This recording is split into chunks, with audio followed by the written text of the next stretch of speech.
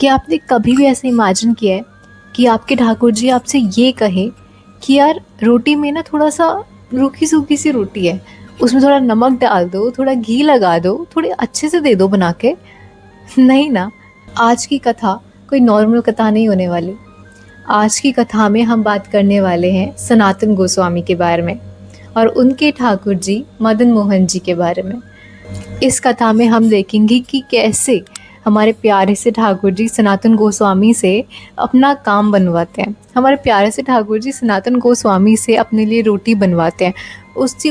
उस रोटी को स्वादिष्ट करने के लिए उसमें नमक डलवाते हैं, उसमें घी लगवाते हैं।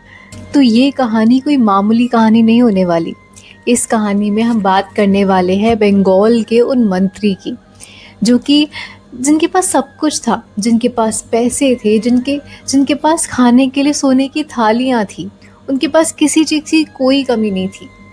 लेकिन फिर भी उन्होंने अपना सब कुछ छोड़ के वृंदावन को चुना।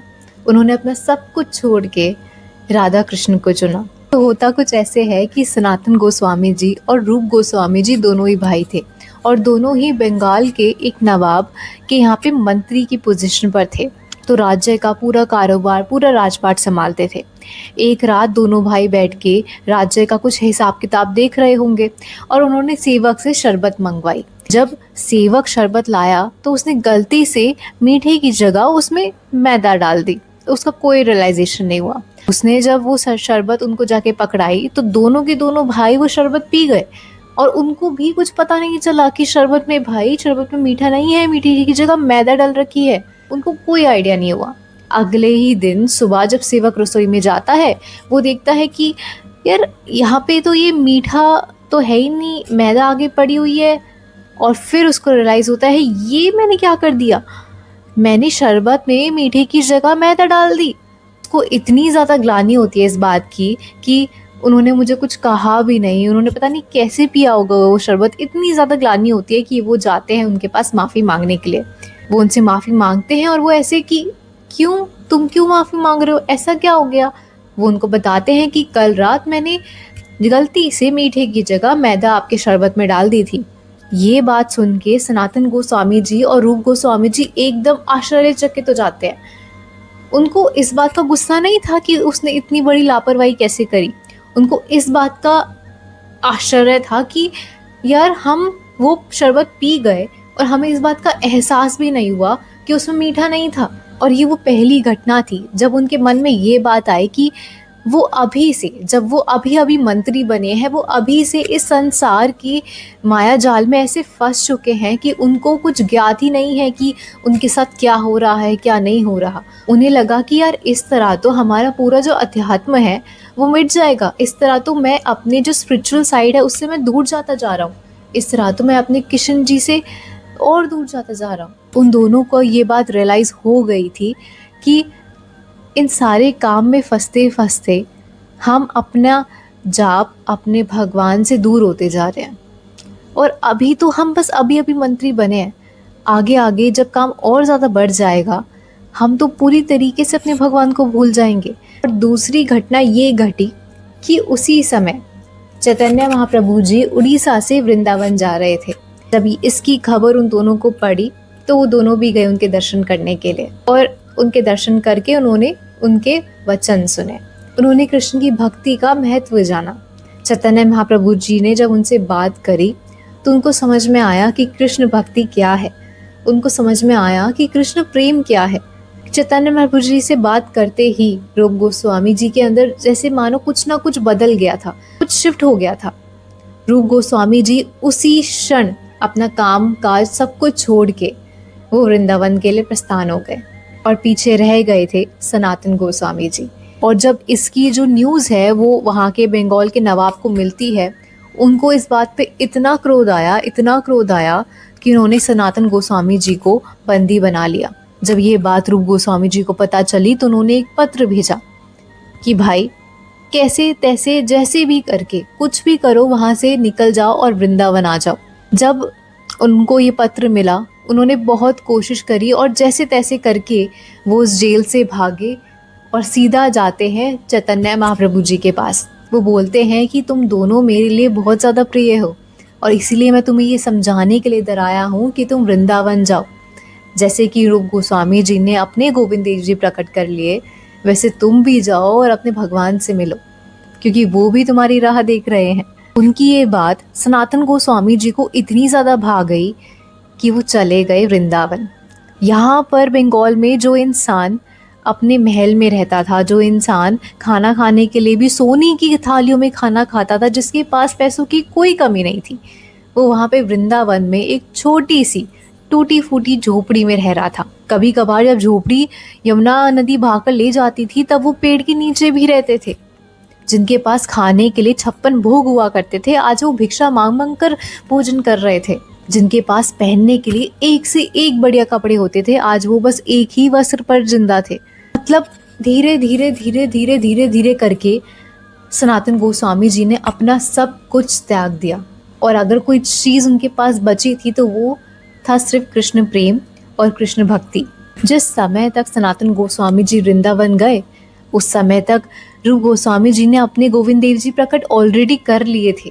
ये देख के कभी कभार सनातन गोस्वामी जी के मन में ये बात आती थी कि प्रभु, शायद आप रूप गोस्वामी जी से ज़्यादा प्रेम करते हो, शायद मुझ में कोई कमी रह गई, मेरी भक्ति में कोई कमी रह गई, इसलिए आपने उनको तो दर्शन दे दिए, लेकिन आपने अभी तक मुझे दर्शन नहीं दिए। ये जो बात है ना, ये उनके मन में रह गई थी, और उनको बहुत बुरा लगता था कि प्रभु मुझे दर्शन नहीं दिए, मुझे भी दर्शन दो, मुझे भी दर्शन चाहिए। तो तब एक दिन कृष्ण जी उनके स्वप्न में आते हैं और बोलते हैं कि तुम मथुरा जाओ, मथुरा में जाके परशुराम चतुर्वेदी नाम का एक व्यक्ति होगा, उसके घर पे मैं विराजमान हूँ, वहाँ से मुझे लेकर आओ। जब सनातन जी को ये स्वप्न आया, वो निकल पड़े मथुरा के लिए। मथुरा जाके उन्होंने जब परशुराम चतुर्वेदी जी का घर ढूंढा, तब उन्होंने पाया कि वहाँ पे तो एक बूढ़ी मैया है और वो उन ठाकुर जी की सेवा कर रही हैं। यार, ऐसे अगर कोई आया सपने, हम चले गए, चलो माना हम चले गए, सपना आया हम चले गए, लेकिन ऐसे कैसे किसी और के घर से वो ठाकुर जी उठा के ले आए? ऐसा तो नहीं कर सकता ना अब हम। तो सनातन जी ने एक मान लो एक प्लान बनाया। वो रोज आते, उस घर के बाहर भिक्षा लेते वहाँ से, और बाहर से ही गेट से मदन मोहन जी के दर्शन हो जाते थे। वो वहीं से उन्हें प्रणाम करते, उनके दर्शन पाते और फिर निकल जाते। ऐसे ही वो रोज़ करने लग गए, लगातार करने लग गए। अब एक दिन क्या होता है, एक दिन ठाकुर जी उन मैया के, जो मैया उनकी सेवा करती थी, जो मैया मदन मोहन जी की सेवा करती थी, उनके स्वप्न में आके बोलते हैं कि मैया, तेरा तो दिन आने वाले हैं, तेरे तो दिन पूरे हो गए, तू तो चली जाएगी वैकुंठ धाम, फिर मेरा क्या होगा? मैं तो यहाँ पे अकेला रह जाऊँगा। फिर तेरे ये जो सारे रिश्तेदार हैं, ये आके मेरी वजह से लड़ेंगे कि मैं करूँगी इनकी सेवा, मैं करूँगी इनकी सेवा। इससे अच्छा तो मैया यही होगा कि तू मुझे पहले ही किसी और को दे जा। तो मैया बोलती स्वप्न में, ये सारी बातें ना सपने में चल रही हैं, ठीक है। भगवान ना सबसे पहले ऐसे ही दर्शन देते हैं, सबसे पहले ना भगवान सपने में आके ही दर्शन देते हैं। तो भगवान बोलते, मैया बोलते कि लल्ला, पर मैं तेरे को सौंपूँ किसको सौंपूँ मैं तुझे? तो लल्ला बोलते हैं कि मैया, वो बाबा आते हैं ना रोज़ सुबह भिक्षा मांगने के लिए, उनको दे दे मोको। तो मैया बोलती कि ठीक है, मैं उनको दे दूँगी। पहले तो मैया को ना बहुत ही ज़्यादा दुख हुआ कि क्या हुआ लल्ला, मेरी भक्ति में, मेरी सेवा में कोई कमी है? तू मुझसे खुश ना है, जो तू चाहता है कि मैं तेरे को किसी और को दे दूँ? तो लल्ला बोलते हैं, नहीं मैया, ऐसे कुछ ना है, लेकिन तेरे तो दिन पूरे हो गए हैं ना, सिर्फ 7 दिन बाकी हैं तेरे को, 7 दिन बाद तो तू चली जाएगी वैकुंठ धाम, इसलिए तो मैं अभी से अपना प्रबंध कर रहा हूँ। तो मैया जैसे तैसे इतनी ज़्यादा मैया रोती हैं, क्योंकि अपने जिगर के टुकड़े को, अपना लाल, मतलब हम ठाकुर जी, जिनके पास ठाकुर जी की सेवा है ना, वो उनको ऐसे नहीं करते सेवा की जैसे ये भगवान, नहीं, उनके लिए ना वो उनके बच्चे होते हैं।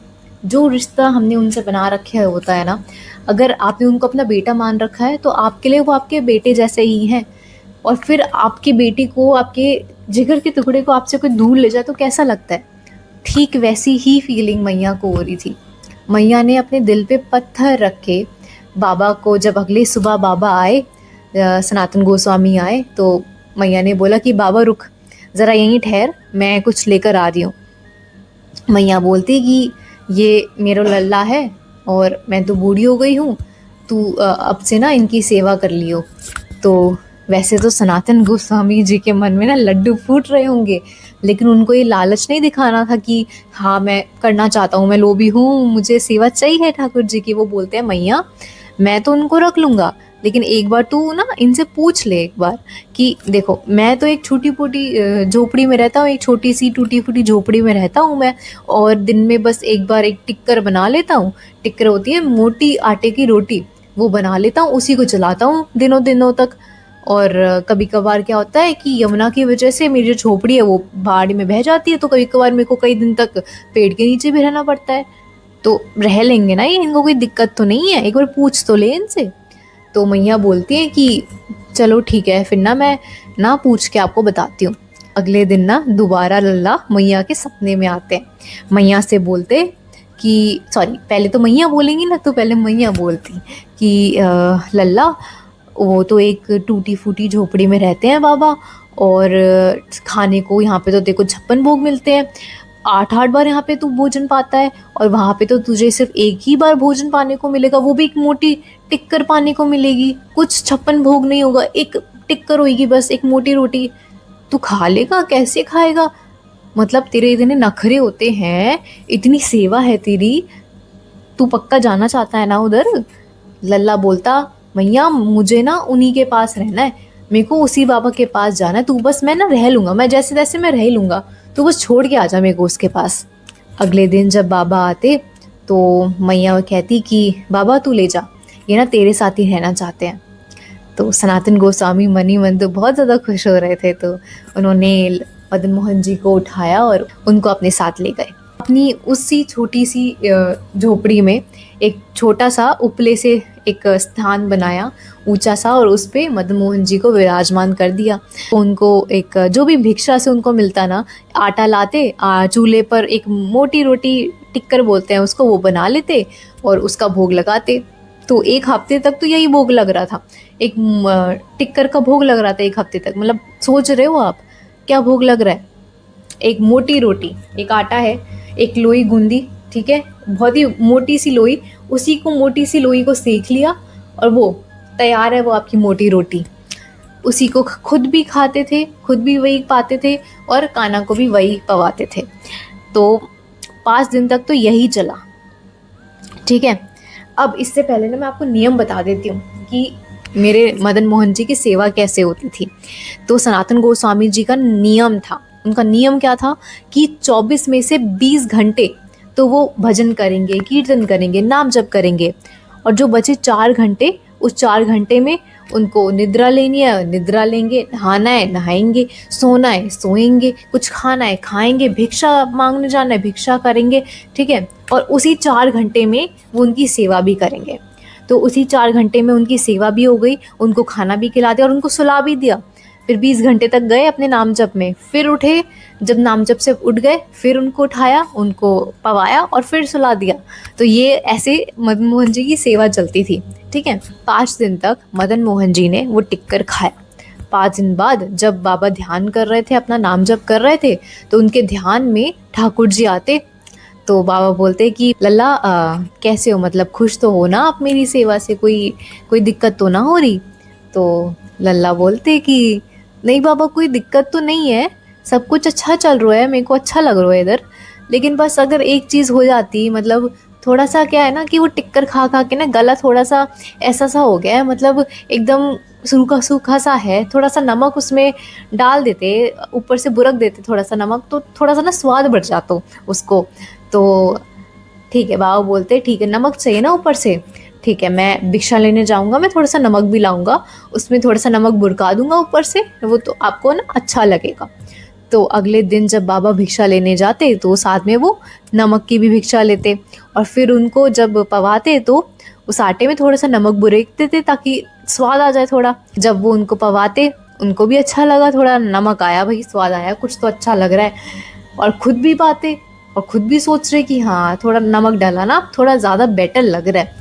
तो ऐसे 5 दिन तक, 1 हफ्ते तक चला ऐसे, मतलब रोज़ 1 हफ्ते तक ना किशन जी ने खा लिया वो नमक वाला टिक्कर। फिर वो दोबारा उनके स्वप्न में आते। स्वप्न एज इन जब ध्यान करने बैठते हैं सनातन गोस्वामी जी, तो उनके ध्यान में आते। तो अब वो पूछ रहे कि अब कैसा लग रहा है, ठीक लग रहा है ना? तो अब मेरे लल्ला बोलते कि बाबा सब सही है, एकदम मज़े में हूँ मैं, सब कुछ मुझे बहुत अच्छा आनंद, एकदम मज़ा आ रहा है, आनंद आ रहा है एकदम मुझे तुम्हारे साथ बाबा। लेकिन क्या है ना, मतलब बहुत ही रूखा सूखा सा लगता है वो। मतलब मैं यशोदा मैया का लाल, मुझे तो 56 भोग बहुत ही लाड प्यार से बड़ा किया है मैया ने मेरे को। मतलब थोड़ा सा घी और लगाते थे तो थोड़ा अच्छा लगता। बाबा बोलते कि चलो ठीक है, घी चाहिए ना दो को, मैं भिक्षा लेने जाऊंगा ना, मैं नमक के साथ आटे के साथ थोड़ा सा घी भी ले आऊंगा, ठीक है? तो अगली बार जब बाबा जाते अगले दिन भिक्षा लेने के लिए, तो आटे के साथ नमक के साथ थोड़ा सा घी और ले आते। अब जब उस टिक्कर को सेकते और उसमें ऊपर से घी डालते, उनको पवाते, उनको भोग लगाते और खुद भी खाते, तब तो सोच रहे हैं कि हाँ यार, घी के साथ ना अब अच्छे से चबाया जा रहा है ना, इतना जो रूखा सूखा लगता था ना वो नहीं लग रहा, थोड़ा अच्छा लग रहा है। तो अब ना एक हफ्ते तक फिर से ऐसे ही चला, ठीक है? दोबारा एक हफ्ते बाद दोबारा लल्ला ध्यान में आते बाबा के और बाबा से बोलते कि बाबा थोड़ा सा, मतलब अब सब कुछ कर ही लिया है तो थोड़े से सब कुछ मांग के आते हो, आटा ले आते हो, नमक ले आते हो, घी ले आते हो, थोड़े से आलू भी ले आओ, एक आधा आलू भी ले आया करो, आलू को भी फोड़ के उसको मिला दिया करो उसमें, ताकि थोड़ा सा अच्छा लगे खाने में, कुछ सब्जी वब्जी भी हो जाएगी साथ में, थोड़ा सा अच्छा लगेगा ना। ऐसी रूखी सूखी रोटी थोड़ा अजीब लगता है और खाया भी नहीं जाता, मैं तो गला ही छिल गया खाते। अरे बाबा को आया गुस्सा। बाबा बोलते, ए चटोरे, खुद की भी जीभ है कि ऐसी है और मेरी भी जीभ तू ऐसी कर रहा है, अच्छा खासा टिक्कर खाता था और तू मेरी भी जीभ को ऐसे मतलब कर रहा है, मुझे भी इन सब का शौक चढ़ा रहा है, एक तो मैं सब कुछ त्याग रहा हूँ और तू है कि मेरे को इन सब का शौक चढ़ा रहा है। बाबा बोलते कि पहले तो तूने मेरो वो राजपाट छुड़वा दियो, मंत्री था, सोने की थाली में खाता था, 56 भोग खाता था, सब कुछ छुड़वा दियो तूने मेरो, और फिर वृंदावन ले आए हो। यहाँ पे मैं इस कुटिया में रहता हूँ, कुटिया भी नहीं होती तो इस पेड़ के नीचे रहता हूँ, सब कुछ छोड़ दिया धीरे धीरे मैंने। बहुत मेरे को जो खाने का शौक था सब कुछ छोड़ दिया, एक रोटी पे जिंदा रहता हूँ, जो मेरे पास कपड़े थे इतने सारे अच्छे अच्छे सब कुछ छोड़ दिया, एक कपड़े पे जिंदा हूँ, अपना पूरा जो भी शौक थे वो सब छोड़ दिए, 20 घंटे नाम जप करता हूँ, कीर्तन करता हूँ, और तू है कि तू मुझे वापस उस दुनिया में घटेलना चाहता है क्या? मतलब सब कुछ छोड़ के बैठा हूँ और मेरे को बोल रहा है इधर कि मुझे ये लाके दे दो, वो लाके दे दो, बहुत नखरे हो रहे हैं तेरे। इससे अच्छा तो यही है कि मैं ना तेरे को वापस दे के आ जाऊंगा मैया के पास, जहाँ से लाऊं ना वहीं देकर आ जाऊंगा, या तो ये वही टिक्कर पाले जो मैं तेरे को दे रहा हूँ एकदम चुप होके, या तो तेरे को छोड़ के आ रहा हूँ मैं वापस मैया के पास। तो ऐसे बाबा बोलते और उन्होंने उठाया मदन मोहन जी को, और जैसे ही उन्होंने उठाया मदन मोहन जी को वापस ले जाने के लिए, वैसे ही मदन मोहन जी प्रकट हो गए। लल्ला बोलते कि मुझे वापस मत छोड़ के आओ बाबा, मैं तो प्रेम से बोल रहा था, मैं तो बस ऐसे ही देखना चाह रहा था, मैं तो तेरा टिक्कर ही खा लूँगा, मुझे तेरे टिक्कर ही बहुत ज़्यादा अच्छे लगते हैं, लेकिन मैं रहूँगा तो तेरे ही पास। लल्ला प्रकट हो गए, साक्षात सामने प्रकट हो गए। और पता है हमारे भगवान को ना ये नहीं चाहिए होता कि उनको 56 भोग लग रहे हैं, उनको अच्छे से सिंहासन पे बिठाया है, उनको अच्छा अच्छा सब कुछ दिया जा रहा है, नहीं, उनको ना पता है क्या चाहिए होता है, जो भाव जो सनातन गोस्वामी जी के पास था ना, जो इनोसेंस उनके पास थी ना, उनको वो चाहिए होता है, वो प्रेम, वो भाव। और वो प्रेम वो भाव जहाँ भी मिल जाए ना, मेरे कृष्ण जी उधर जाने को तैयार है। उनको फिर कुछ नहीं देखना, उनको कुछ नहीं देखना कि ये कहाँ रहता है, ये क्या खाता है, ये कैसे खाता है, ये कैसे अपना भोजन पान, नहीं, उनको कुछ भी नहीं देखना, उनको बस प्रेम देखना है, उनको बस भाव देखना है। इस कथा से ना एक और चीज़ हमें देखने को मिलती है, पता है क्या? गुरु की कृपा। अगर चैतन्य महाप्रभु जी की कृपा रूप गोस्वामी जी और सनातन गोस्वामी जी पे नहीं होती ना, तो उनका आज यहाँ तक आ पाना लगभग नामुमकिन होता। जब तक आपके सिर पे जब तक आपकी लाइफ में वो गुरु की कृपा नहीं होती ना, तब तक आपको वो सही मार्गदर्शन नहीं मिल पाता। होगी आपके मन में बहुत भक्ति होगा आपके मन में बहुत ज़्यादा कृष्ण प्रेम होगा, लेकिन जब तक आपके सिर पे वो गुरु का हाथ नहीं है ना, तब तक आप शायद ना इधर उधर भटकते रहोगे, आपको शायद वो सही डायरेक्शन नहीं मिलेगी कि मैं किस तरह इस कृष्ण भक्ति में और ज़्यादा अपने आप को रंगूँ, मैं किस तरह इस प्रेम को और ज़्यादा उभारूँ, मैं किस तरह अपनी भक्ति को और ज़्यादा प्योर बनाऊँ। वो जो एक राइट डायरेक्शन होती है ना, वो आपको नहीं मिलेगी। जो राइट डायरेक्शन सनातन गोस्वामी जी और रूप गोस्वामी जी को चैतन्य महाप्रभु ने दी थी, वो सिर्फ और सिर्फ एक गुरु ही अपने शिष्य को दे सकता है। तो इस कथा से सबसे पहली चीज़ तो हमें ये देखने को मिलती है कि गुरु की महिमा क्या होती है। और दूसरा, सैक्रिफाइस, त्याग। सनातन गोस्वामी जी ने धीरे धीरे धीरे अपना सब कुछ त्याग दिया। अपना घर, अपना काम, अपने कपड़े, अपना भोजन, अपना भोग, अपने डिज़ायर्स, अपनी इच्छा, सब कुछ त्याग दिया। और समर्पण, अपने आप को पूरी तरीके से उन्होंने श्री कृष्ण को, राधा रानी को समर्पित कर दिया। ऐसे ही थोड़ा मिल जाते हैं भगवान, ऐसे ही थोड़ा मिल जाते हैं। त्याग करना पड़ता है, प्रेम करना पड़ता है, वो जो सच्ची भावना है ना वो लानी पड़ती है, तभी तो भगवान। फिर भगवान, तुम नहीं जाते भगवान के पास, भगवान खुद आते हैं तुम्हारे पास। कैसे मदन मोहन जी खुद सपने में आते हैं, खुद अपना बंदोबस्त करते हैं कि मैया मोह को दे दे, उन बाबा को दे दे मोह को। कैसे जाते हैं, और मतलब जब बाबा ले जा रहे हैं उनको वापस मैया के पास, कैसे प्रकट हो जाते हैं, बाबा मैं रहूँगा तो तेरे साथ ही, मैं नहीं जाऊँगा कहीं पे। तेरे को टिक्कर देनी नहीं, वो रूखी सूखी टिक्कर, तो वो टिक्कर ही दे दे, कोई बात नहीं, वो टिक्कर ही खा लूँगा मैं।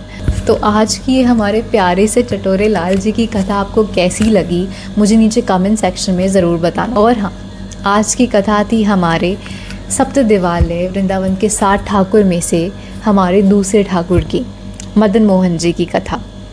अगली वीडियो में हम जानेंगे गोपीनाथ जी की कथा की कैसे, किस तरह हमारे प्यारे से भक्त ने गोपीनाथ जी को प्रकट किया। अगली कथा सुनने के लिए आपको चैनल को सब्सक्राइब करना पड़ेगा। इस वीडियो को लाइक कर दीजिए और हाइप भी कर दीजिए ताकि ये वीडियो ज़्यादा से ज़्यादा लोगों तक पहुँचे। मिलते हैं ऐसी और वीडियोज़ के साथ, तब तक ले बाय बाय, राधे राधे।